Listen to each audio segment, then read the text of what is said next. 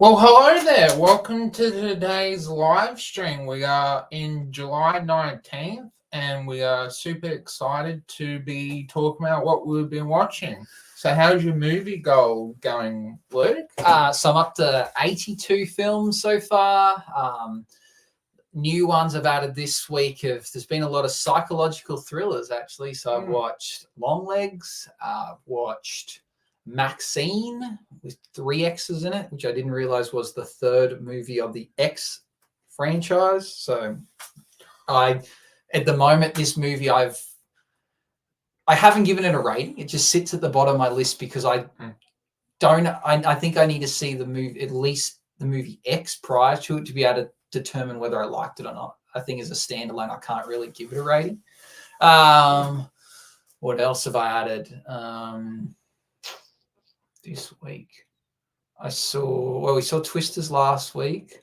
I saw Fly Me to the Moon. Fly Me to the Moon, which you're going to go see this week. I am. So, yeah, I think I've added 3 movies this week. So I'm 82, tracking pretty well. We're nearly finished the 7th month. So I've got 5 months left to watch. Surely you'll watch 18 more films. So I think I'll get, and there's a lot of movies coming out. There's about 30 movies still to come out this year that I'm keen to see. And 2 of those, obviously Deadpool and the Joker, were on my most anticipated list. And I keep seeing more and more films every time I go to the cinemas in the trailers that I didn't know were coming.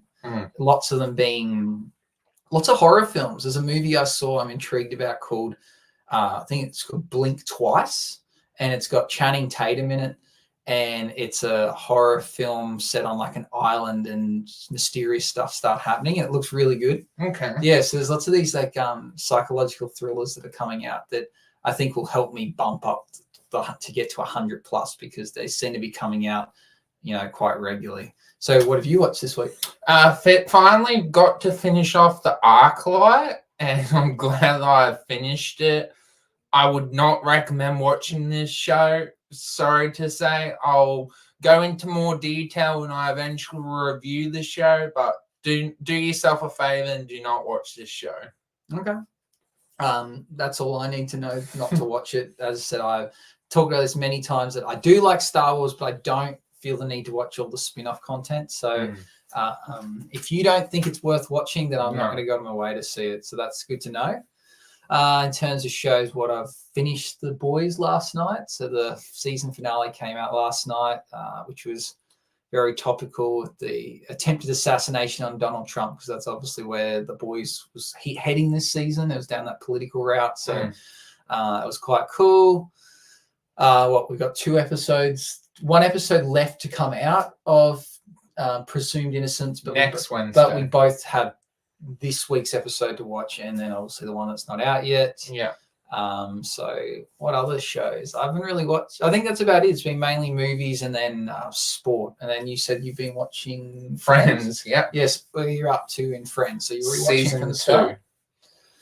It's a pretty easy watch. How quickly you reckon you'll end up finishing all 10 seasons of Friends? That's if we decide to finish it off. Yeah, you could pump that out pretty quickly, Friends, I reckon. Would you say season 4 is the worst season out of all the Boys seasons, or does it feel like because they're outdoing themselves with this season, it kind of feels you a bit over the top? I don't know. It's a very hard question, because the first season, The Boys, was so good because it was like, what is this show? Wow, how good is this thing? And then I can't remember exactly what happened in season 2.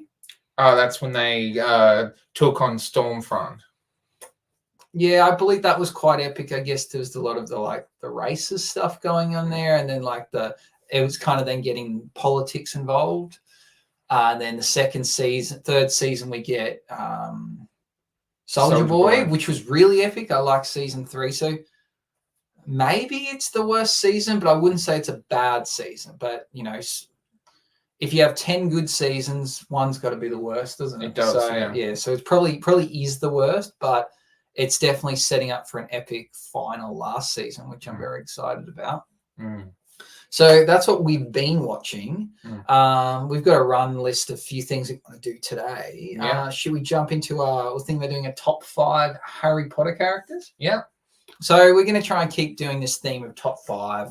There's a lot of top five videos at release, but we might chuck in a bonus one in the live stream every Friday. So go on, Harry Potter characters. So who have you got at number 5? For me, it's Hermione. And the reason why she's at number 5 and not higher is because starting off, I personally I actually think she gets better as a character, but when she starts off off the first stone, I think she's actually quite unlikable. And then once she gets better within the movie, she becomes a better character.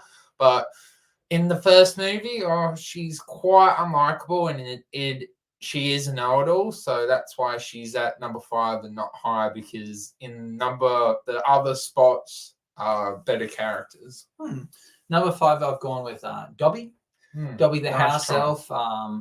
I think he's funny. I think, iconic character, and a lot of tears for when Dobby dies. So I really enjoyed Dobby. I thought it was a cool touch to add to the Harry Potter series. What do you got, number 4? My number 4 is Ronald Weasley, and this is the comedic relief character, so I had to put him in there.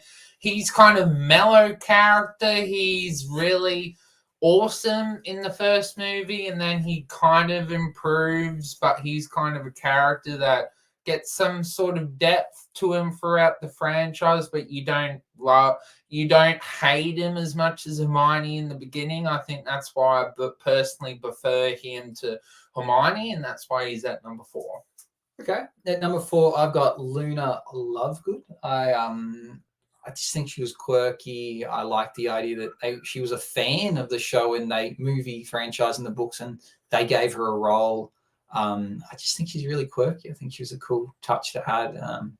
So that's my number 4. What have you got at number 3? Number 3 is Neville Longbottom. A lot of people theorize that he's actually the chosen one and not Harry, but I think Neville's the character that you love. You just love him even though he's not the main character. He's throughout his development throughout the franchise, I definitely like him actually more than Harry.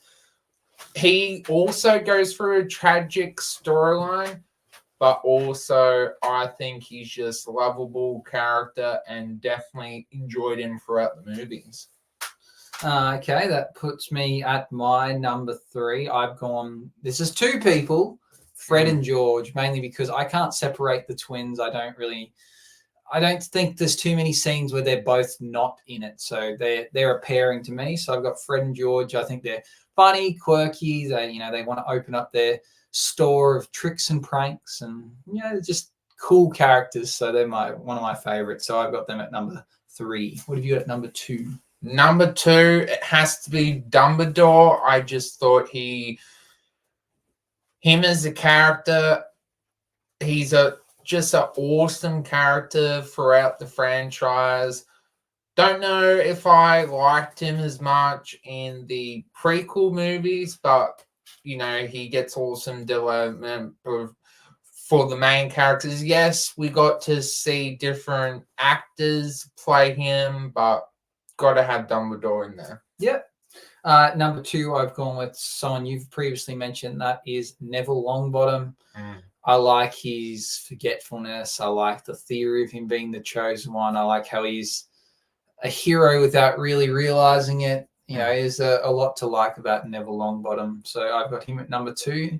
What's your number 1? My number 1 is Professor Snape, and I think out of all the characters, he actually has the best character arc, the most development. I just think when I think of Harry Potter, even though Harry is the main character, I actually think of Professor Snape. Even though you want to hate him, he just has the most backstory.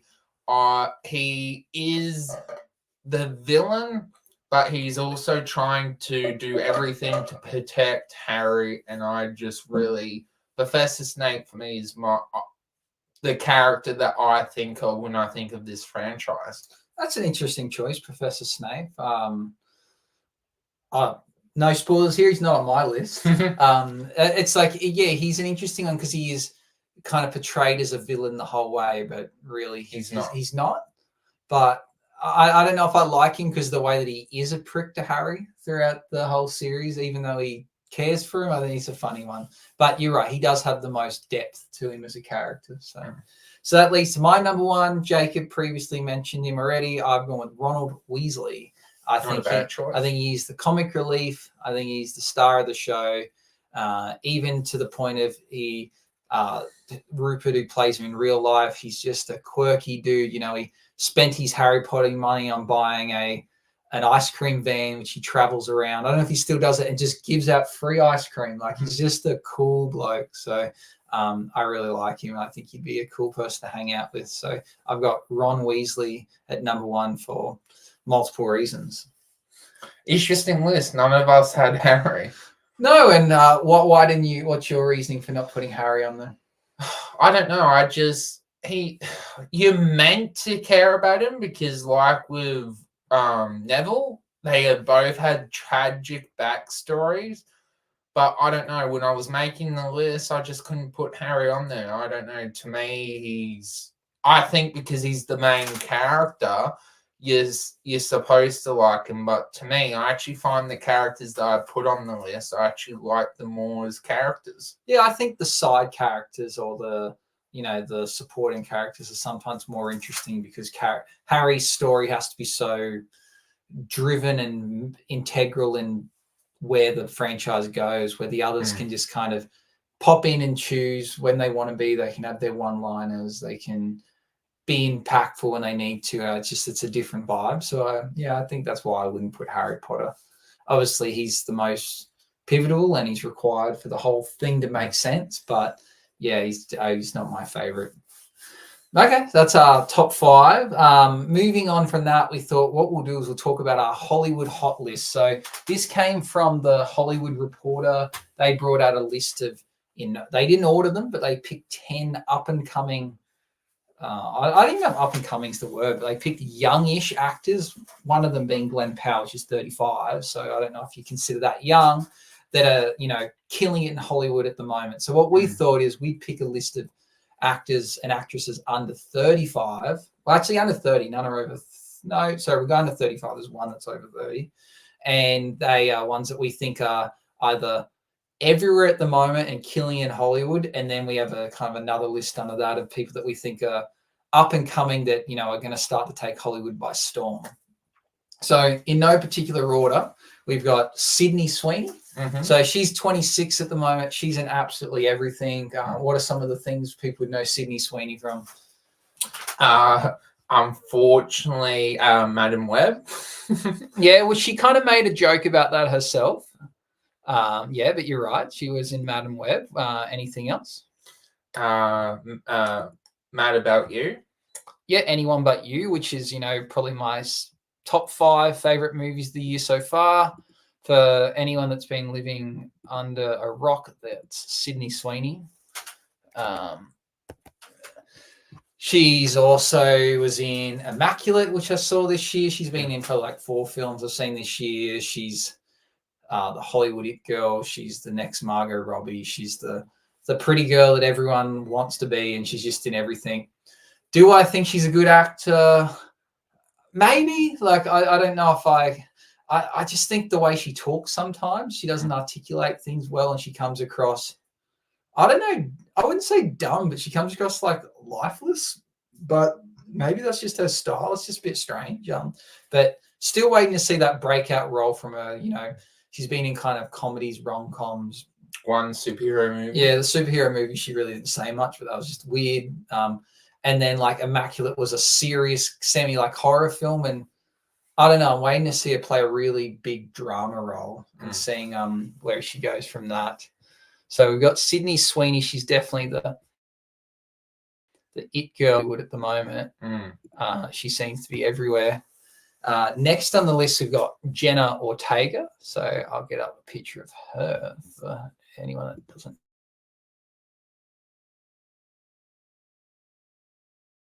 Ortega.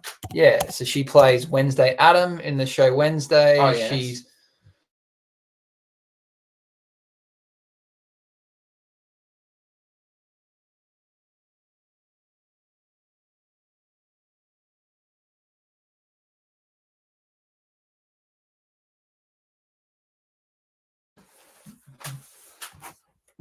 So we got Jenna Ortega here. She's in Scream, or she's no longer in the Scream franchise. She's about to. They decided to not keep her in there. I don't want a biography. This is Jenna Ortega. So she's in a bit of everything at the moment. She's starting to become like the Hollywood scream queen. She's in Wednesday was good. Yeah, so she seems to be taking on a lot of horror roles. So she's definitely killing at the moment. She seems to be in everything. That's why she's on the list. Next on the list, we put Timothy Chalamet. So tell us a bit of what you know Timothy Chalamet from and why you think he deserves to be on this list. Well, of course, he's in the Dune franchise and Wonka. Well, this might be a hot take, but I actually think he's better in Wonka than in Dune. Yeah, Wonka's a funny one. He obviously plays so quirky in Wonka, and that's how he's meant to be, but he does it well. I do think he acts well in Dune. It's no secret. I don't like Dune, or I just don't. I think it's hyped to the point of I don't want to like it because everyone else likes it, which is a weird thing to be. But yeah, it's hard for me to get around it. But yeah, Timothy Chalamet at the age of 28 is kind of everywhere in Hollywood. He is a nepo baby, so he's got a leg up. But he seems to be able to act, so he warrants the roles he gets. And I don't know. Let's see. Has he got any upcoming projects? What is this search engine? Yahoo. No wonder it was weird. Who the hell uses Yahoo? I'm on using Google Chrome and taking me to Yahoo.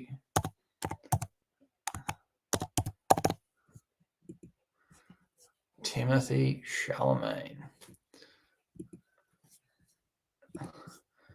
That's some upcoming projects. Previously Wonka, short. Upcoming, two things. He's got Marty Supreme and he's going to play Bob Dylan in the Bob Dylan biopic, I heard. So I don't know. I must say I don't know much about Bob Dylan. I know some Bob Dylan songs. So I guess that's his next thing. This could be his make or break role. It could be similar to the next actor we're about to bring up, and that's Austin Butler. Okay. It could be his make or break role. He's going to be Bob Dylan, just as Austin Butler was,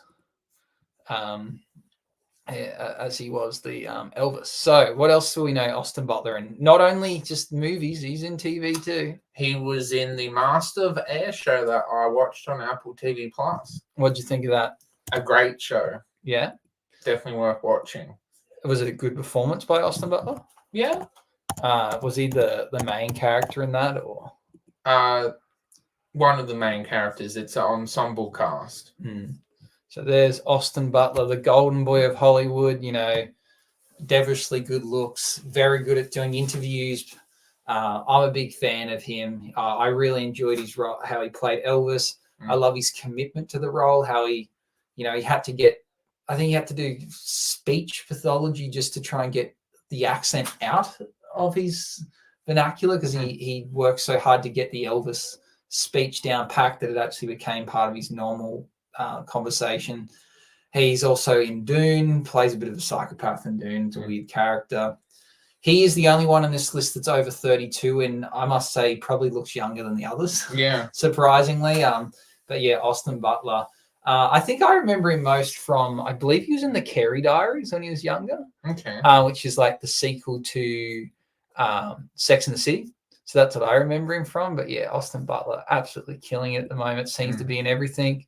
We got any upcoming roles for Mr. Butler? Well, he was in the Bikers movie, wasn't he? Yeah. He said all of 2 words in that film, and I must say I didn't enjoy it. I was very much looking forward to it, and that let me down. 4 upcoming projects. Wow, he's a Caught busy man. Stealing, Heart 2, Endington. What's the other one? The City of Fire. Rumored to be in Heart 2, whatever that is. Okay, so And then we've got one more person we've got on this kind of like hot list that seems to be everywhere. And we've got someone that you're not a fan of and I'm coming around to, but I don't believe the hype, and that is Zendaya. Yeah. So tell us your thoughts on Zendaya. I think she's gotten really popular movies, but I just don't see the appeal with the acting that she's been doing. I think she is in a relationship with Tom Holland, what definitely helps, but I don't think I haven't seen the latest movie she's been in, but from what I've seen, I think she's overrated personally. So my issue with Zendaya is everyone says that she's like, even the Hollywood Reporter referred to her as being the unicorn of Hollywood, implying that she's a rarity. There's no one like her. She does what other people can't. And I don't see that. I think in every role she plays, I haven't seen Euphoria. She just plays the same, bitchy person. And I don't think that why are they saying she's a unicorn? Like, yes, I think in The Greatest Showman, did she sing and dance in that movie? Maybe. I haven't seen it. I think so, yeah. So maybe she can sing and dance and do a bit of everything in that sense, but I haven't seen it acting. I've only seen her play MJ in Spider-Man. I thought she was the kind of same bitchy, snarky character. Challenges, she was good in it, but, similar role. And then I think Dune's the same. So if you need an actress that needs to play a role where you don't like the person, she can kill it at that. But what else has she done, like in terms of showing her versatility? Be in 51 Things already, but I guess she was a child star. I don't know. I think she's good, but I wouldn't say she's a unicorn. I did like Challenges, surprisingly, for a movie about a sport I don't like. I like that movie. She's only got one upcoming project, and that is this Euphoria, the next season, which they're rumored to start filming soon. So Zendaya is on our list. Then that moves us into this category of actors and actresses that we think are about to get their big break, or are, young and, deserve their next break. So on that list, we've got Kaylee Spaney. So may not be a household name yet, but you might recognize her. Get up a picture. We got Kaylee Spaney. So she was in, most recently, what you would have saw was Civil War. Yeah. And then she also played Priscilla in Priscilla, and she's in Alien Romulus, which we're about to do a trailer on, reaction to. So, and Knives Out 3. She's a funny Busy character. woman. Funny character. She looks younger than what she is. So she's 25. But, oh wow, she looks younger. But like she in some of these roles, she looks like a teenager. Like there, she looks super young. So yeah, Kaylee Spaney. I just think her performance in Priscilla, which you haven't seen, was phenomenal. Like I just think she can act. Like she seriously can act. So she was okay in Civil War. Yeah, Civil War was a very average movie, but I think she did so well. So why are they showing me? I want to see what she's in. I want to read a biography. So she's already been in 15 Things. Oh wow! And coming up, we've got Alien Romulus, Beef, the TV series, in one episode, and Wake Up Dead Man. Don't know. But yeah, she's I think she's a very, very talented actress. I just realized you guys can't see that. Okay, so next on the list is another actress that I really like, and that's Rachel Sennott. So I'm gonna assume that that's a Jewish name. I think she is Jewish. Not there. We've got Google. Don't know why this thing wants me to go to Yahoo constantly. Google's not advertising themselves very well on their own platform. We got Rachel. Search this young woman. So I'm a big fan. It didn't come up.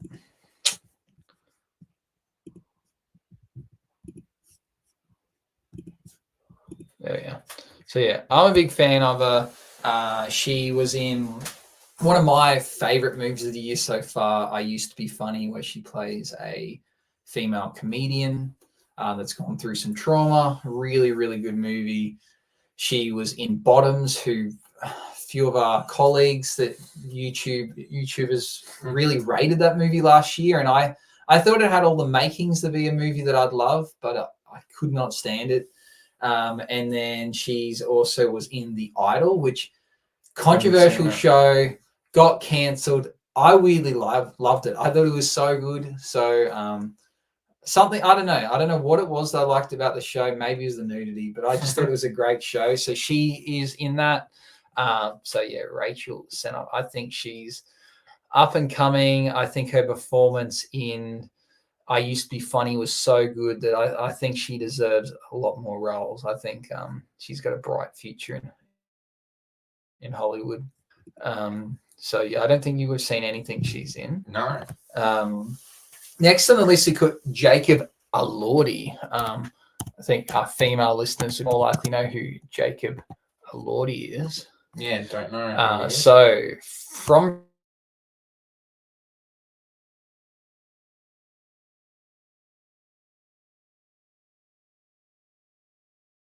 Saltburn, one of my maybe like top 20 movies of the year, but Saltburn for a hot minute was everywhere. People were talking about Saltburn. So he is in that. Got a few upcoming things too, but yeah, an Aussie on the rise. You know, he's tall, he's handsome, he can play a few roles. He was the second best person to play Elvis this year. he played Elvis in the Priscilla movie, which we just mentioned that Kaylee Spaney was in. So he was in that. So there's been two people that played Elvis this year, and I actually really liked his version of Elvis more than Austin Butler. Oh, okay. But Austin Butler's movie Elvis was better. It was a better movie than Priscilla. So, but I think he played Elvis really well in that. So I also think he looked a bit more like Elvis in it too.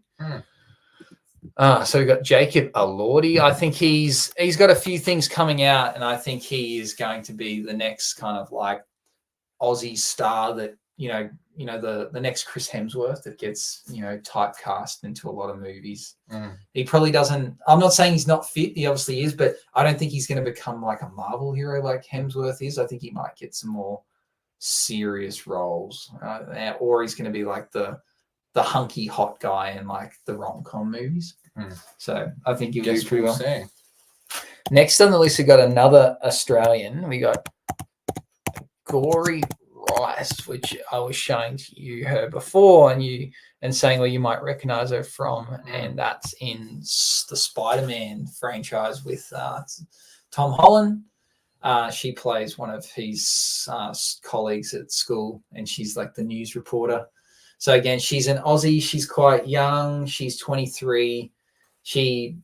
The role that she's kind of broken out with is she was played the main character in the Mean Girls movie, the remake that came out, or the musical remake this year, and the movie wasn't that great, but I think she did a good job, and she proved she can sing, she can dance, she can act, and she was really good in that. And she's obviously very, very pretty too. So I think she's going to get a few more roles in Hollywood. Kind of looks like Margot Robbie too. So I'm starting to think people around.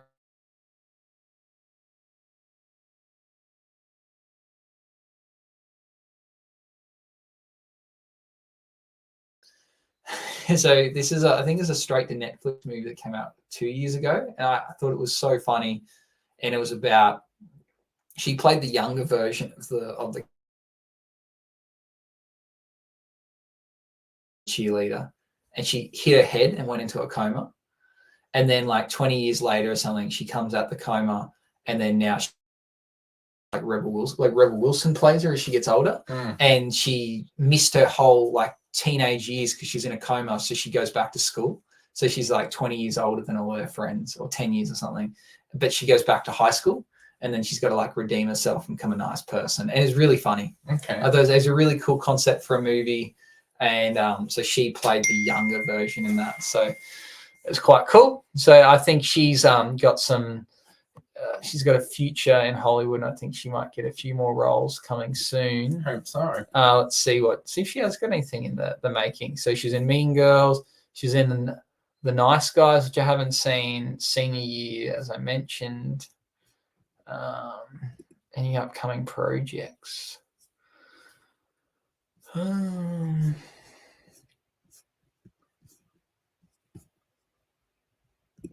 Only one. Steal Away. Don't know what that is. So that's Agori Rice. And two more on the list. So these are two that Jacob picked out. So we've got Florence Pugh. Tell us what you'll find her in. Well, she's kind of taken over from Scarlett Johansson as the new Black Widow, and so I believe she's the sister of the Black Widow. Yeah. So she's in Marvel.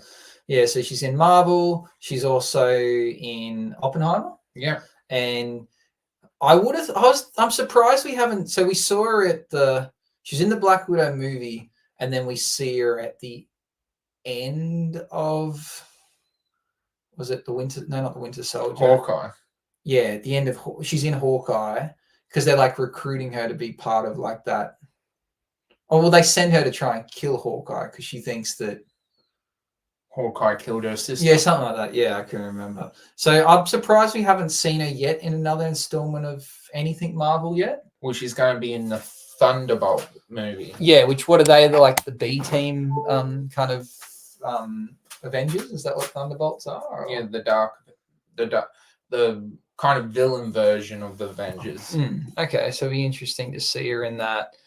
Surprisingly, she's 28. Yeah, I guess she looks 28. I was about to say she's like younger than, she looks older than what she really is, but I don't know. She always has this short, like dykey looking haircut. It's hard to tell.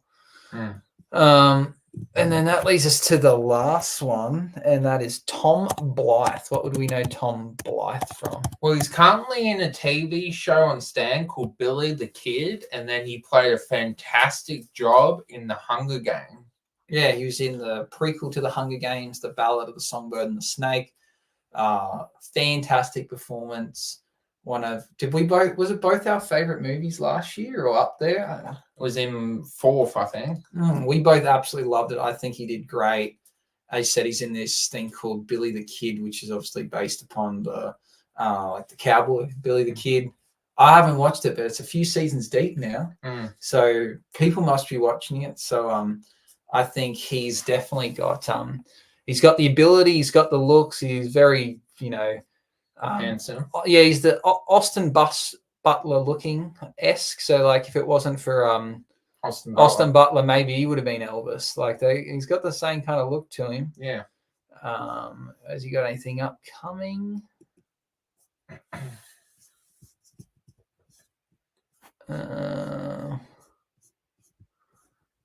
Five things upcoming: Bull Run, Watch Dogs, A Farewell Army, Waste, and Planet. I wonder if Watch Dogs got anything to do with the game. Watch Dogs. Trivia based on a video game of the same name. So he's going to be in a movie based upon the video game Watch Dogs, which could be cool. Yeah. Yeah. Okay. So that's our list of actors and actresses that are everywhere and young or young and upcoming. So if you have any people you think we missed or you have a different list to us, comment below, let us know. Next on our run sheet, we put down that we're going to do a trailer reaction. So you wanted to look at Alien Romulus, which we mentioned already has, was it Kaylee Spaney that was on one of our lists? So she's going to be in it. So let's check it out. Yeah. I haven't seen any of the Alien films. You said you have? Is that correct? Yeah, I've seen all of them. How many is it? There's the Predator franchise and the Alien franchise. So there's different. So they have two team up movies. I shouldn't say team up versus movies, Mm-hmm. and then they have a different amount of So from memory, Alien was like, did it come out in the 80s and had Sigourney Weaver in it? And like the billboard was like, no one can hear you scream in space. Is that film? Mm-hmm.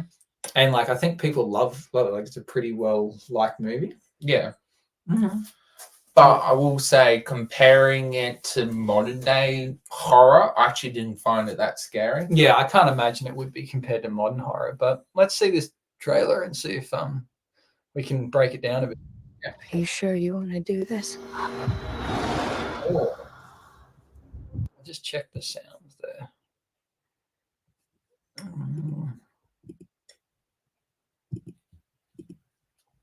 Sorry, I had a feeling I turned the sound off. So, nope, it had it on. Better be safe. It is. Are you sure you want to do this? Oh, do what? Oh, there she is. You want to break in and steal highly regulated equipment. Of course. This could be our only ticket out of here. Should be in and out in 30 minutes.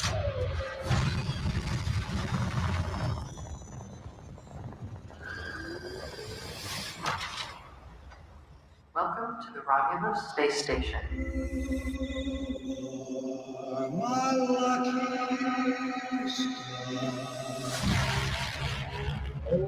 Next one.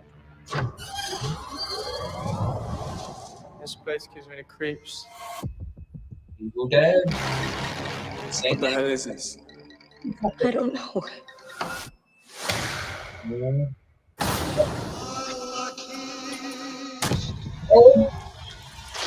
Oh, the thing. Oh, What the fuck was that? oh, you screwed that, mate.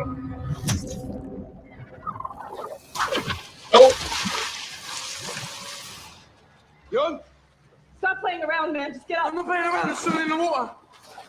What do you mean there's something in No, the no, water? there's just something in the fucking water. hey, that's what you get, mate. Ah, disgusting, mate. Run for it. Oh.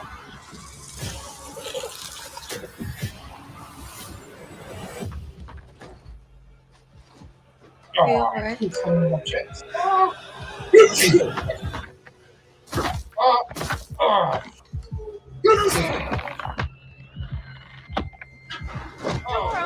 feeling?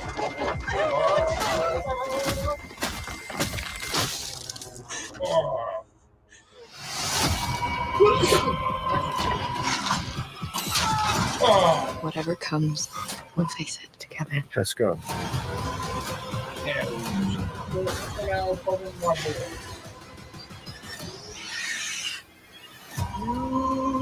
Impact event in 5, 4, 3, 2, 1.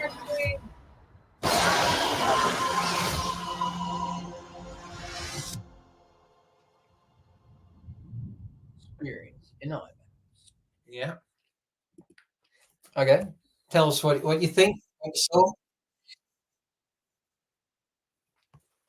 It looks really good. It will probably be the only horror movie I'll be watching, but that's not a bad thing. I think when you see horror, if you're not a fan of horror, it's better watching the best horror movie, and I think it will be the best horror movie. I think it, except for the swearing, I think it will be probably the best movie for horror, I think, for the year. I will go see it. It looks okay, like it's sci-fi horror, so it's a bit different. It's, I don't know. I don't know if I care too much about the concept. For me, I like a horror film that's, a bit creepy or sinister, where this is like there's aliens. Like you gotta watch out. They're like gonna kill you.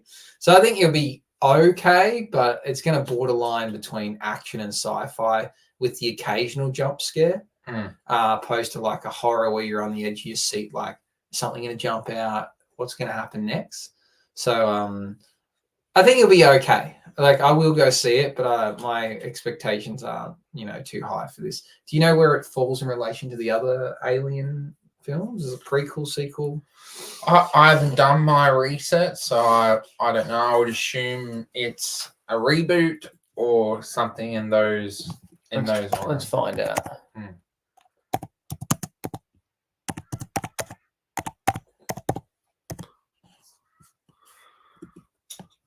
Alien Romulus.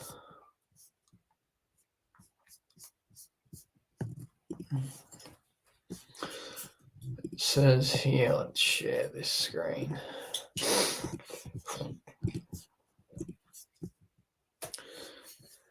says here, I don't know why it does that. It's in a new tab.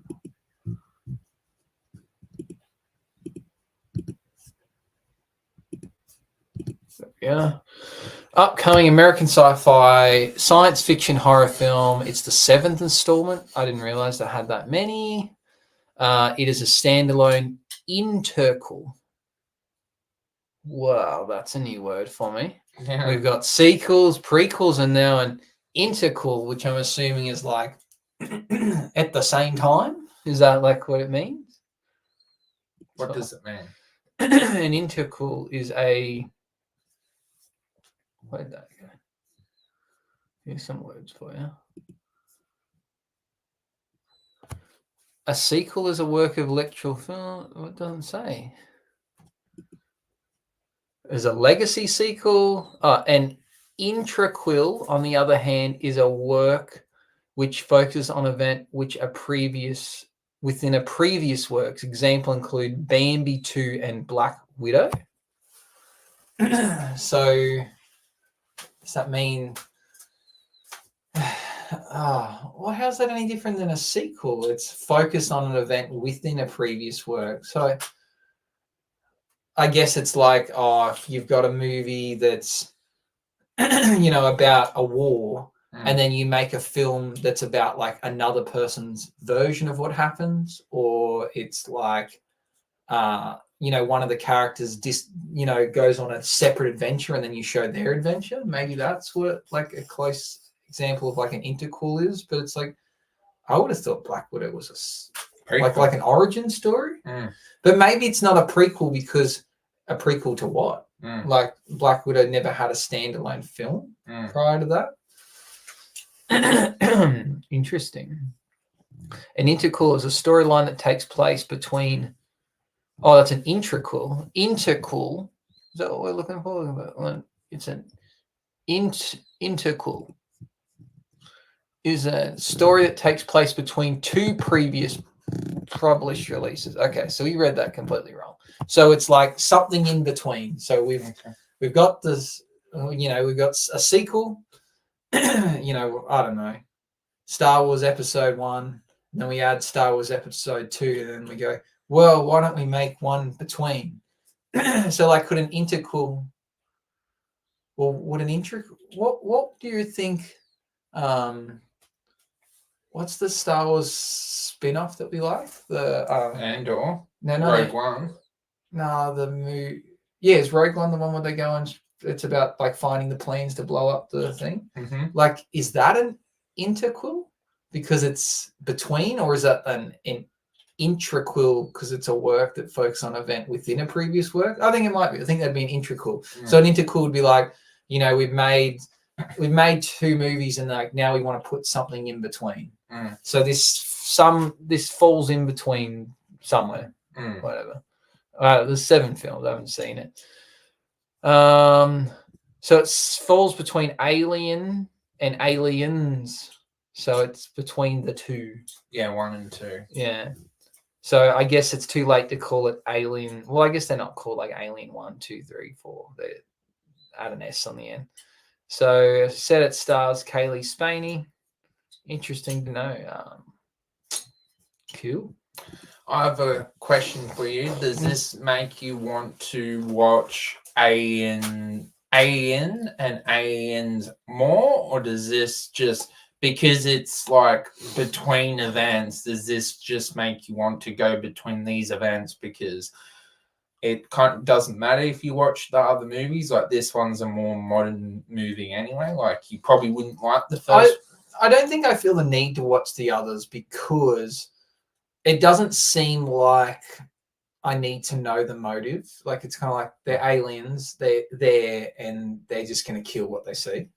Like I don't know if maybe there's more to it than that, but I feel like I could live with going, yep, the motive is there, should be worried. It's like if we saw a movie and people crash a plane in the jungle and then they've got to run from like a tiger. It's like the tiger doesn't need a motive. The tiger just wants to eat them because he's hungry. Like I can accept that, so maybe that's how I'll view this movie, that what they're probably transporting the aliens or something. There's probably a motive behind what the humans are doing and they'll probably explain that, but I don't think I need to know the backstory of why these aliens want to kill these people. Like it's just it is what it is. So probably not. I don't think I'll watch the others. I can't believe there's 7 installments to this thing. So how excited are you to watch it? Out of 10, probably like a 6. Yeah, okay. What about yourself? 5. I will, as I said, I will see it, but it's like a 5 for me. Intrigued to see Kaylee Spaney, see how she goes. She's as I said, it's up and coming. Okay, that's a trailer for that. Talking about things that are coming out, we've got Deadpool and Wolverine, or is it Verse Wolverine? Deadpool and Wolverine. Deadpool and Wolverine coming out next week. I've already got my tickets to go see it on Thursday at 6 o'clock. When do you think you're going to go see it? Probably the Sunday. The Sunday. Any predictions of what you think this film is going to be about or how it's going to go? My prediction is that from the trailer, I think it's going to be. Obviously, we know that Deadpool needs Wolverine to help him fight the villain because his world is becoming bad. And I think we will see, obviously, some guest appearances, and I think it will be an awesome movie. And we might even get an appearance by whoever Marvel wants the next villain to replace Kane. So to get me up to speed, so in the Logan film, does Wolverine die? Okay. So in Deadpool's world, Wolverine's dead, we assume. We assume they're part of the same world. But he, in this film, goes to another world where Wolverine is still alive and he needs his help because Deadpool's world is in timeline or universe or whatever's in jeopardy. But then in this alternate world, Wolverine's alive. Everyone hates him because he failed to save the planet. Some villain lives in Ant-Man's head. Like, I don't know. It's like some kind of weird shit's going on. Predictions. I don't know. I'm guessing, I assume the villain is still Kang. Are they following on this Kang? Oh, it's like a mystery what we think the villain's going to be in this. I believe it's Professor Charles Xavier's sister or Magneto's sister. Yeah, I thought that was maybe Magneto or something, or it was meant to be a female Magneto. And what do you think is going to be the villain, or it's just the villain of this film, or it's someone they have to deal with? Villain for this film. Okay. But I wonder how they're a threat to Deadpool's world, though. I don't know. I'm excited about it regardless. It's just I think they kind of want it to be a bit of a mystery what's going to happen, and then we're going to be surprised. Obviously, it's going to feature all the cameos we came to expect. It's going to be funny. It's a Deadpool film. I think Marvel know that if they don't give what people want, people are getting cracking the shit. So they gave us what we wanted with Spider-Man, No Way Home. No Way Home. So I think they're going to do the same with this film. I think there's disappointed enough people that they need to just appease the fans and do what the fans want. And what do the fans want? Well, they just seem to want cameos. They want it to kind of follow one of the comic books at least. I think there's been a lot of rumors about people think the Hulk's going to be in it. I think there's a few little scenes that give away indications that it like resembles comic books that the Hulk was in. So based upon that, I reckon we're probably going to get the Hulk because people are thinking the Hulk's going to be in it. But we might get an alternate Hulk. We might get Ed Norton's Hulk or something. So I don't know. I think we're gonna get the cameos. We're gonna get what we expect. I think it's gonna be funny.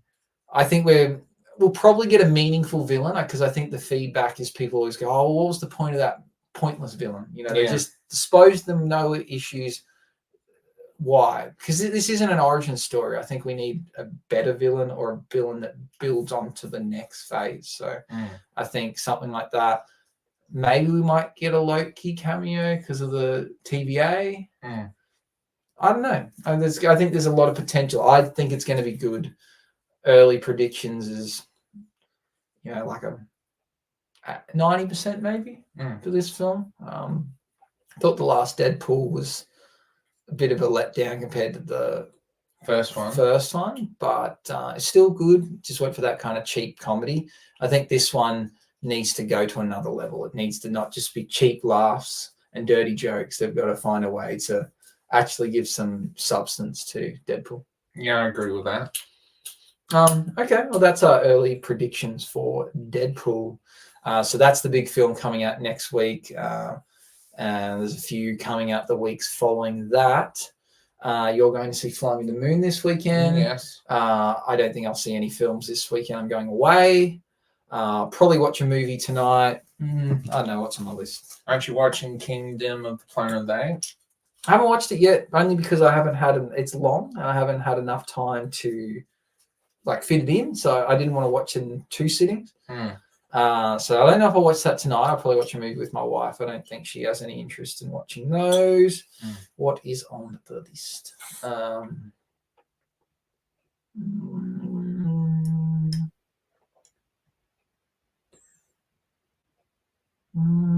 Nothing out, I don't think. That's all the ones on my list that I want to watch are not out yet. So I know I might have to scathe the streaming platforms to see if I can find anything new. I could watch Horizon Chapter 1, but that's 3 hours. Just a casual 3-hour movie for the night. I do want to watch it. Could finish watching Crisis on Infinite Earth Part 3, the Justice League. The first 2 were trash. So, I don't know. You think you're going to watch a movie tonight, or what are you going to do? I might watch a movie tonight, see how it goes. You watch Iron Claw yet? No, not yet. Come on, you got to watch Iron Claw. I will be, yeah. Maybe I'll watch that a second time.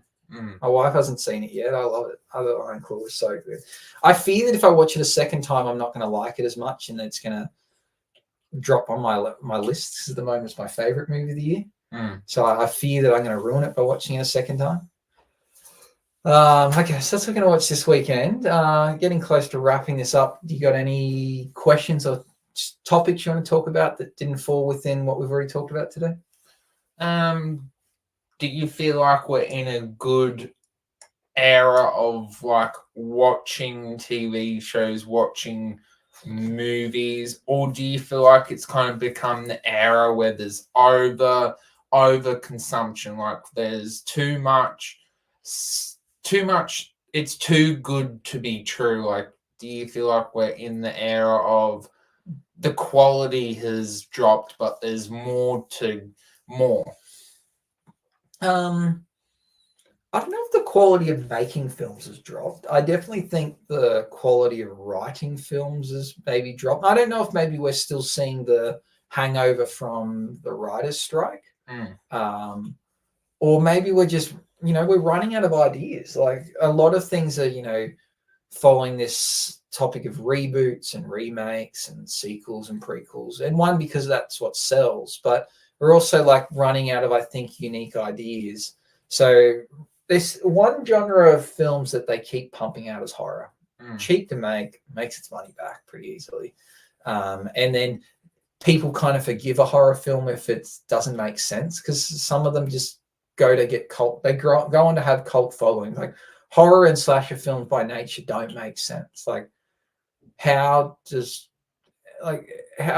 Michael Myers continue to survive through the Halloween films? You just don't ask the question. You just accept it. So it's one of those ones where you can get away with plot hole flaws and, you know, people walking into places you shouldn't go and doing things they shouldn't do and getting cut up. And it's like, so you get away with it. So I think even where I was going with that is I even think horror films now are starting to run out of ideas, or they're trying to be too out there and they're missing the point. So I saw 2 psychological thrillers this week, which I mentioned before. We've got Maxine and we've got Long Legs, and they were both about serial killer and satanic rituals.